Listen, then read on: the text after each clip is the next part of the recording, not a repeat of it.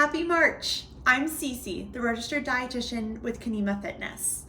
March is a very special time of the year in the nutrition world because it's National Nutrition Month. This is a great time to look and celebrate the food around us. Every year for National Nutrition Month, the Academy of Nutrition and Dietetics celebrates by having a theme for the month. This year's theme is Food Connects Us. We're gonna use that theme to tie in a wonderful recipe and some nutrition facts as well. So before we get started, today's recipe is gonna be a broccoli slaw. And the reason why I chose this recipe for March is because broccoli is in season in March. When we choose foods that are in season, the likelihood of us getting those foods from a local producer increase dramatically. So when we get food from local producers, so local farmers and local businesses, we're not only helping our local economy, but we're also decreasing the carbon footprint of how the food gets to us, but then we're also increasing the nutrient content that we're receiving from the food. And in theme with the Food Connects Us National Nutrition Month theme, the food that we eat that's from our local producer connects us to our community by making that go full circle. So that's one of the reasons, like I said, why we chose a recipe that includes and highlights a food that's in season in March. Additionally, when we eat foods in season, it's at its peak nutrient density, but you can always have those foods outside of the seasonal that it's best in. And when we're talking about produce items, you can always have them as frozen items, and that's gonna have the food at its peak amount of harvest, so it has the most amount of nutrition, and most frozen produce options are very low in sodium, which is one thing that we talked about in Heart Healthy Month. So going through, like I said, we're celebrating National Nutrition Month, so this video is going to be a little different. We're going to have our recipe, of course, but throughout it, I'm also going to throw in some little pop quizzes for you, and you can learn a little bit more about overall nutrition as we create this fun recipe. So first, I'm going to start with this bowl of chopped slaw. So I have red cabbage in here, and I have just normal cabbage as well, chopped up, and then I have chopped carrots, and then that chopped broccoli as well. Took a while to do this, so I did not want to bore you with me chopping up on the camera, so I have it all prepared. Another easy hack is just to go to the store and buy the packaged slaw of it if you're short on time but you still want to make this recipe. So that's all set. Next for this recipe, I want to chop up some celery. So I have some stalks of celery that I'm just going to chop up, and I'm also going to add some apples, and then the lemons will be used for the dressing. So we're just going to get started chopping up, and as we chop up, I'm going to start with some of the little Q&As, and so this little game is going to be fact or fiction. So we're going to start with food and nutrition labels. So on the food nutrition label, there's a serving size. Fact or fiction, that serving size means that it's a serving of the food that you should have. Now I want you to think about that, and then we're gonna go on to question number 2. Question number 2 is, I should avoid carbs at every meal. So just think about that for a little bit, and we'll circle back to those answers in a second. So this recipe is an awesome recipe to include. You can enjoy it by itself, or you can even enjoy it with a salad, or include it into a wrap with some other options or other vegetables or other produce foods that you might enjoy.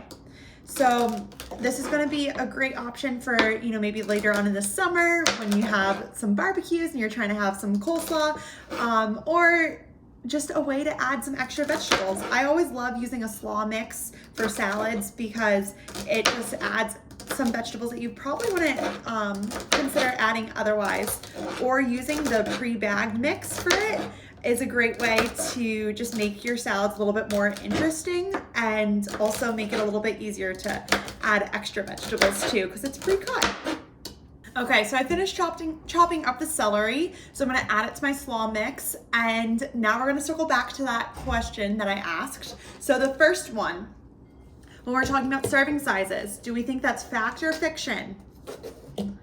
Fiction, right. We want to make sure that we're looking at the nutrition facts label whenever we're eating products or buying products to make sure that it stays in line with our personal nutrition goals. And then we also want to look at the serving size. Looking at the serving size is very important because if you're reading a label and you're eating more or less than what the serving size is, then you need to adjust for that in the nutrient that you're looking at on the label.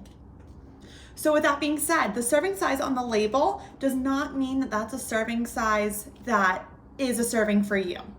Sometimes it could be, but not always. So sometimes companies like to make the serving size a little bit lower to skew their data and skew their nutrition facts labels and make it look a little bit healthier than it actually is. Or sometimes it just may not be realistic to what you might be using that food item or product for. So that's why we always want to just look at the serving size, but then not treat it as a guide of how much you should eat. Because like I said, everyone is different and everyone has individual goals that they're working for and individual nutrition guidelines based off of just exercise and how tall you are, how much muscle you have, or even medical conditions. And so we just always want to pay attention to that aspect. The next question that we talked about, so we're talking about carbohydrates at meals. So carbohydrates are important to include at every meal because that is our quick energy. Now we don't want an excess amount of carbohydrates, but we need a good amount. And so again, that looks different for everyone, especially if you are monitoring your blood glucose levels or if you have any sort of conditions where you do have to limit your intake of carbohydrates.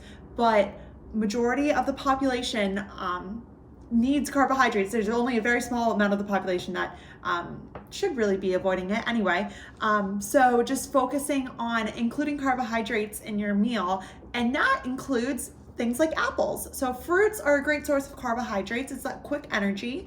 And when we pair it with protein, it helps sustain our blood sugar for a little bit longer, as well as our energy.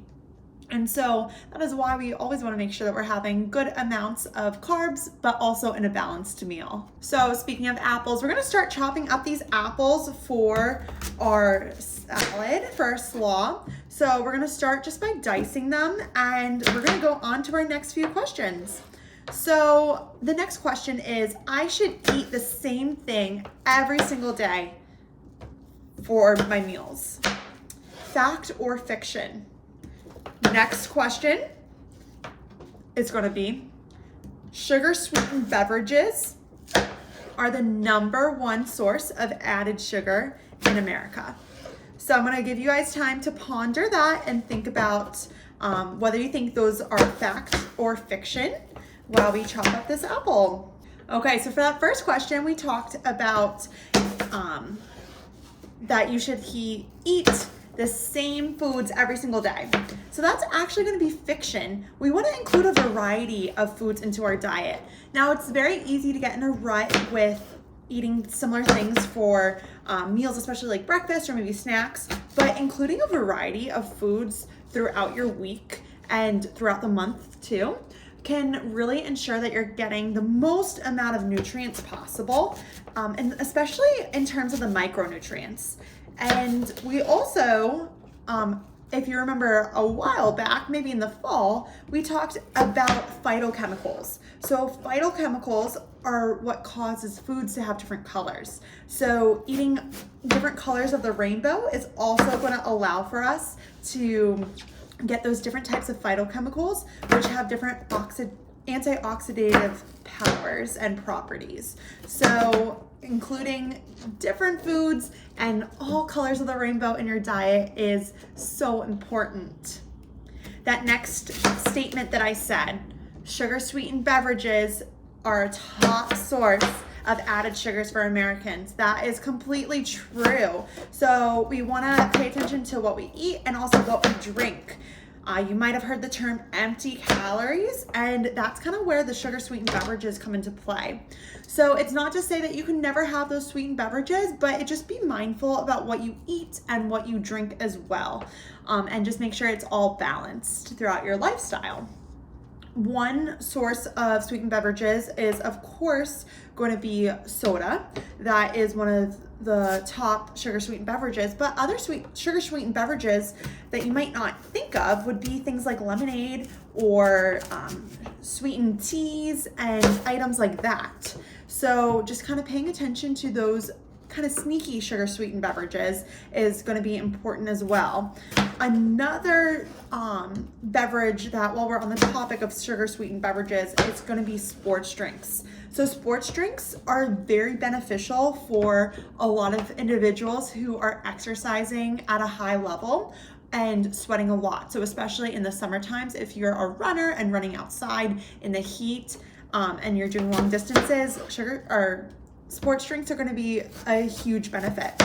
And they're with added sugar for a reason, because that's to help replenish your glucose stores. So that's going to help you recover a little bit better.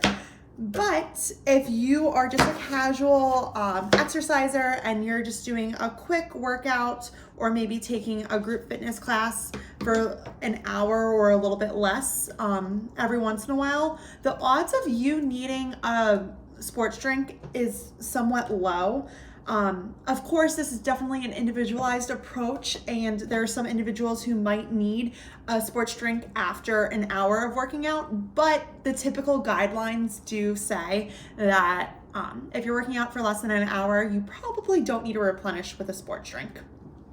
So if you have any more questions about that topic in terms of what might be best for you, feel free to reach out to me and I can help provide with an individualized approach in that scenario. Okay, so we finished chopping up the apples, placed it in the bowl, and now we're gonna get started on the dressing. So before we get started with the dressing, let's just go over a next couple of statements. So this first statement is that all people should consider going on a supplement. And then our next statement is going to be activities like running, jumping rope, and playing hopscotch can help strengthen bones. So think on that, and we're going to get this dressing set up. So the ingredients for this are going to be some lemons, white balsamic vinegar, Greek yogurt, and then Dijon mustard. So I'm gonna start by getting the Greek yogurt and putting it in the bowl. We're gonna do about a cup of Greek yogurt. And of course, depending on how much of the slaw you're creating, you can always take these proportions and then multiply. But we're just gonna do it based off of proportions too. So that's always the easiest way to do it. So we're gonna take 1 cup of Greek yogurt, plain Greek yogurt. So typically in a coleslaw recipe, you're gonna end up using mayo, but I'm replacing the mayo with the Greek yogurt. Other options for this replacement could be blenderized cottage cheese. That would give you even more protein than the Greek yogurt. Another option could be, if you still want that mayo taste, you could get mayonnaise that's created with extra virgin olive oil, and that'd be a little bit of a heart healthier option because it reduces the amount of saturated fat. But really, it's up to you with what you feel meets your needs and taste and flavors best. Okay, so I ended up with a little bit over a cup of Greek yogurt, and I'm gonna add a little bit of the white balsamic vinegar. So while I'm adding this, let's go over those fun facts. So the first one, in terms of supplements, so not everyone needs to be on a supplement. Definitely depending on your physiology, and if you're able to absorb all the nutrients that you need, then that might make a determination on whether or not you need a supplement. And then also, if you're deficient in things and you're not able to get it from your diet, then that might be when it's time to consider a supplement. There's also different phases in life where it's beneficial to be on a supplement. So as we age, maybe adding some sort of multivitamin, especially if your intake decreases, or maybe a vitamin D in the winter, especially being up north. We're not getting a lot of vitamin D from sunlight, so adding a vitamin D could be beneficial in the winter times. And then for women who are trying to get pregnant, are pregnant, or maybe are in the feeding phase, it could also be beneficial to have a prenatal vitamin at that time. So it definitely is individualized, and not every single person needs to be on a multivitamin, but also not every single person would benefit from the same vitamin as the next person. So it's always individualized with nutrition because it is part of our health, and health is all personalized and it's precision. So the next question, or statement rather, about bone density. So when we are younger, we have our peak bone density. So once we turn around 30, that's when our bone density starts to decrease. So the younger you are, the more you want to focus on gaining the bone density. And then once you're in that 30 to 35 range, that's when you want to start shifting your focus to maintaining the bone density that you do have. So things like vitamin D and calcium, of course, from a nutrition standpoint, are going to help protect our bones. So that's great that we have the Greek yogurt in for our dressing. But we also want to think about exercises that we can do and to strengthen our bone density. So those exercises listed in that first statement right there were great options. And of course, working with our personal trainers over at Kanima, they can help you even more in terms of fitness and bone density. So next we're gonna add in some lemon juice. So I'm gonna cut a lemon in half and then squeeze it straight into the Greek yogurt with the balsamic vinegar. So our next statement is going to be all grains are sources of dietary fiber. I'm going to give you a couple seconds to think about it, but we're going to get to that answer right when I'm done squeezing the juice of this lemon into this bowl. So the answer is false. That's fiction. Not all sources of grains have dietary fiber in it. So whole grains are going to have dietary fiber, and that's because, as it is in the name, you're using the whole part of the grain. So you have the wheat germ, the endosperm, and the bran, versus refined grains cut out the bran and the wheat germ. And so it therefore cuts out a lot of the B minerals, so vitamin B minerals, or not minerals, the vitamin B nutrients, and also the fiber. Okay, the next topic that I want to talk about is fact or fiction. A nutritionist is the same thing as a dietitian. I'll let you think about this for a little bit, and I'm gonna go ahead and mix my lemon juice with the Greek yogurt. The lemon juice and the white balsamic vinegar are going to add a little bit more of acidity to this sauce and to this dressing. And we'll add a nice flavor profile to it. So the juice of the lemon gave a good amount of liquid, so it's already looking very thinned out compared to how it started. If you can see, it's looking like a good consistency. We still have some more things to add. So to answer your question, a dietitian and a nutritionist are not the same thing. I know it can be kind of confusing to hear that, but all dietitians are nutritionists, but not all nutritionists are dietitians. So what that means is, there's a lot of people out there that say that they're nutritionists, but they don't have the same qualifications as a dietitian. To become a dietitian, you have to complete all this coursework that ends up qualifying you for a DPD verification. So those are courses like food science, organic chemistry, microbiology, anatomy and physiology, and like I said, food science, so working in the kitchen, and as well as working in the lab. So it's a big variety of classes that we have to take as dietitians in order to even become eligible for the next phase of education, which is sitting for an exam. And so in order to sit for the exam though too, on top of all those classes, you have to complete at least 1,200 hours of supervised practice hours. And so those supervised practice hours are going to be in settings like a kitchen. And then you're also required to work clinical hours, so working in a hospital, and you're working with all types of patients. So you're working with patients that maybe were just diagnosed with CHF, which is heart failure, and maybe you're teaching a person who was just newly diagnosed with diabetes how to start carb counting, or maybe you're working in the ICU calculating tube feeds, or TPN, which is alternative sources of nutrition for those who can't eat by mouth. So it's definitely an extensive realm of education that you get in clinical, and a big, amount of medical background that's required to work in a hospital and in the clinical setting. From there, we also are required to complete education in a community setting. So that might be, hosting cooking demos like this for the community, or working with SNAP Ed, which is the education component of food stamps, or working in a food pantry. So all those hours count towards your supervised practice hours, and all those experiences help make us a little bit more qualified to ultimately sit for the exam, which is our big boards exams with only, I think, a 60% pass rate on the first try. So it's a tough exam, but it makes sure that we're all qualified to be licensed credentials. And then every 5 years, we're required to submit our continuing education hours. So we have to continue studying and learning about all the new research that's out there. And so that is what it takes to become a dietitian. But meanwhile, someone who's a nutritionist doesn't really need to sit to do anything.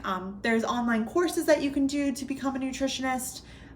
You can just say by watching this cooking video right now that you're a nutritionist. There's no law that's covering or protecting the term nutritionist. So I always like to warn clients or individuals who are trying to find information out online, just kind of be careful of who you're listening to, because sometimes the person who's claiming to be a nutritionist isn't always using the science and the research that backs up the actual evidence. Okay, this next step for the recipe is adding some Dijon mustard. So I'm gonna add about 2 tablespoons, just because I added a little bit more of yogurt than the original cup that I wanted to add. Okay, so as I'm adding this and then ultimately stirring it, we're gonna get to our next topic. So that next topic is gonna be prioritizing protein. So protein, the statement that we're gonna determine if it's fact or fiction, protein is the most important nutrient and should consist of half of our plate. True or false? Okay, so to answer that question, protein is important. It's one of the 3 macronutrients. Our 3 macronutrients are carbohydrates, fats, and proteins. Each macronutrient has an essential role in our body, but one macronutrient is not superior over the other. Some individuals may need to prioritize protein if they are lacking protein. And so if I were to ever recommend prioritizing protein, it's because maybe there's not enough protein in the body for the needs that are required for that individual. But we should never feel like one macronutrient is better than the other, because they all serve different functions. Protein's gonna help us repair our cells and repair our muscles. So if you get a cut, or you have a wound, increasing your protein is going to be beneficial in the skin healing and the skin integrity. If you just worked out, replenishing with protein as well as carbohydrates, it's going to help your muscles repair a little bit more. But carbohydrates, like I said, are that fast energy, so that's going to give us that energy, that jolt, and also signal that we just ate. So cutting out carbohydrates is not beneficial either. And then also dietary fat is important for our body, because we have fat soluble vitamins. So vitamins A, D, E, and K rely on fat and dietary fat in our body to be transported throughout our bloodstream. So without dietary fat, we are not going to be able to absorb those nutrients. So my dressing is at a good consistency.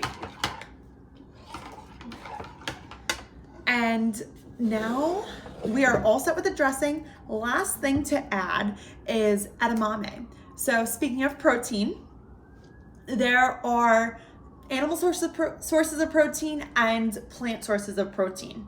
One thing that sometimes we need to consider with plant sources of protein is that they typically are incomplete. So we need to pair either in the day or in that meal a complementary type of protein. And if you're interested in learning more about that, feel free to reach out to me and we can chat a little bit more about that topic. But I decided to use a plant-based protein that pairs well with a salad that is actually a complete protein. So there's very few plant options that are complete proteins, and a few of them include quinoa and edamame. So we're gonna add edamame to this, and I purchased it frozen just because it's nice to always have on hand if I don't know what else to add to a meal when I'm trying to add a little bit more protein to my meal, especially if I'm trying to eat a day where it's a little bit more plant-based or not eating animal meat.